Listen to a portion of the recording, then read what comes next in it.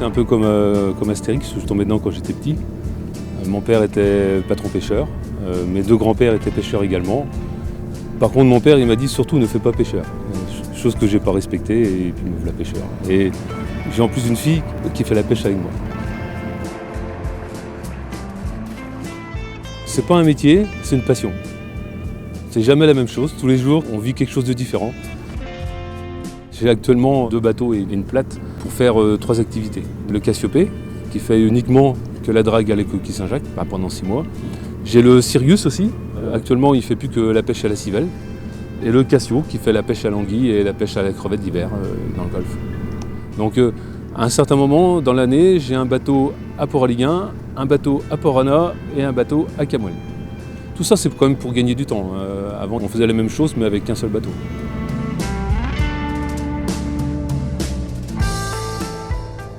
On avait un seul gisement au départ. On avait 1 heure de pêche et tous les pêcheurs allaient vraiment dans l'endroit où il y avait le plus de coquilles. Donc on a morcelé les coraux de Belle-Île au départ en 2 zones. Et on s'est étendu à la baie de Quiberon. Il n'y en avait pas du tout dans la baie de Quiberon. Il y a une quinzaine d'années en arrière, il n'y en avait pas. Donc toutes les petites coquilles qu'on prenait dans la baie de Quiberon, on les laissait sur place. On les ressemait doucement comme ça dans la baie de Quiberon. Et on a créé un 2e gisement. On s'est aperçu que c'était encore plus productif que dans les coraux de Belle-Île. On a le cœur historique là. C'est l'ancienne zone de pêche qu'on a appelée zone A1. Donc on voit bien, c'est là qu'on a travaillé le plus. Après, on a la zone A3 qui est un peu à l'extérieur. Donc cette zone-là, par contre, on travaille une demi-heure. Cette zone A3, on travaille 2 heures. C'est moins prolifique. Cette zone A4 qui est un peu équivalente que celle A3, donc on a également 2 heures. Et la zone dite de Cardonis, qui est aussi prolifique. Et maintenant, elle est aussi bonne, cette zone-là, que cette zone-là. On pêchait 7 bacs de coquilles et 12 bacs d'étoiles. Et maintenant, si on pêche un bac d'étoiles dans la journée, c'est le maximum. Le fait d'avoir travailler dans cette zone-là avec tous les bateaux, quand on est 50 bateaux à travailler, 50 bateaux qui ramassent les prédateurs. Donc on a la zone aussi A6 qui est plus grande, qui est un peu moins prolifique. Là c'est toute la journée, et la zone A7 également qui est toute la journée. Ce qui nous permet de travailler à 6 mois de pêche, parce qu'on a fait le même procédé dans la baie de Quiberon.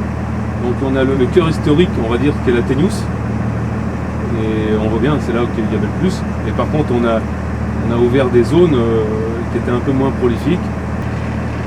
C'est un découpage qu'on a fait, donc en fonction des prélèvements qu'on fait, on va dire au mois de septembre avec notre alliote, et c'est des prélèvements privés, ça n'a rien à voir avec Ifremer. En commission, on décide, voilà, dans cette zone-là, on mettra 3 quarts d'heure de pêche, dans cette zone-là, on mettra 1 heure de pêche, dans une zone un peu moins prolifique, on mettra 3 heures de pêche, et ainsi de suite.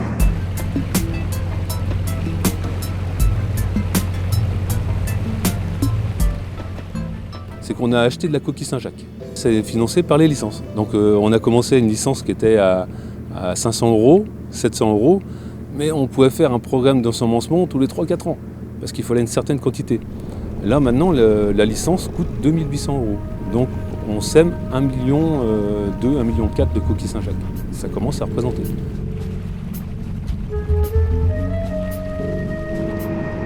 On n'est pas propriétaire de la ressource. Il a fallu s'adapter. On a constaté qu'il y a 30 ans, quand j'ai commencé, on faisait 15 jours de pêche. Et donc on arrive, on va dire, in fine maintenant, 30 ans après, à faire 6 mois de pêche. On pérennise notre gisement. Donc il y a certaines zones, on va travailler que 3 jours.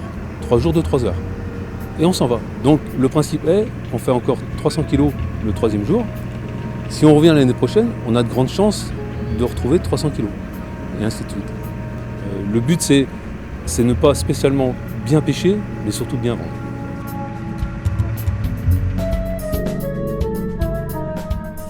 La coquille Saint-Jacques a un seul prédateur, c'est principalement l'étoile de mer. Jusqu'à présent, on n'a pas trouvé la solution pour éradiquer ces étoiles. Ça peut mettre un banc à plat. On les voit bien, on voit que des coquilles crevées, c'est les étoiles. Bon, après, c'est la fatalité. Il y a des années où il y en a plus, il y en a moins. Il y a des secteurs, on sait que c'est à moitié condamné. Dans l'arrêté, dans les délibes, les prédateurs doivent être mis à terre. Dans les prédateurs, on entend créputula, c'est plutôt un parasite qu'un prédateur, mais c'est surtout l'étoile de mer. Alors on devrait calculer ce qu'on met à terre. Nous, on sait qu'aucune étoile de mer passe par les dallots. Toutes les étoiles de mer sont dans un bac et on les laisse 3-4 jours mourir et après on les met à l'eau. Si chaque étoile mange ne serait-ce qu'une coquille par an, je crois bien qu'on en sauve quelques-unes. Donc on en prend aussi, mais on en sauve.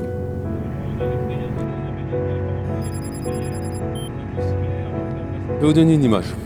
Vous prenez le râteau d'un enfant et vous faites un trait dans le sable.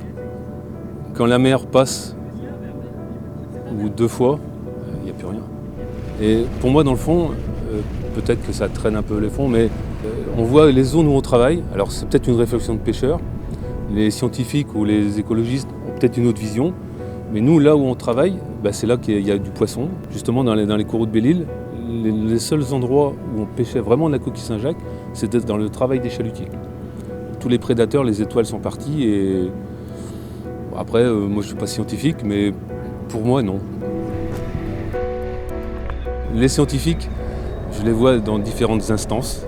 C'est vrai qu'ils ont une instruction qu'on n'a pas, ils ont un vécu, ils ont une bibliographie, mais des fois ils se trompent.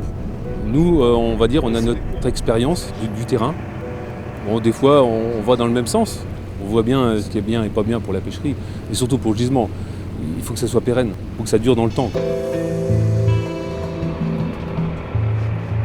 Toutes les coquilles qu'on a, celles qu'on a un doute, on les met de côté pendant la pêche, on les étalonne. Donc si elles passent, c'est qu'elles vont à l'eau, elles retournent à l'eau. Si elles passent pas, donc elles sont bonnes. Mais à l'œil nu, des fois, à 1 millimètre près, c'est pas bon. On appelle ça la pige, c'est un étalon, c'est pour mesurer les coquilles Saint-Jacques, si elles font bien la taille, qui est 10,5 dans la baie de Quiberon. Et le détrottoir, qui enlève les parasites qui sont collés sur la coquille.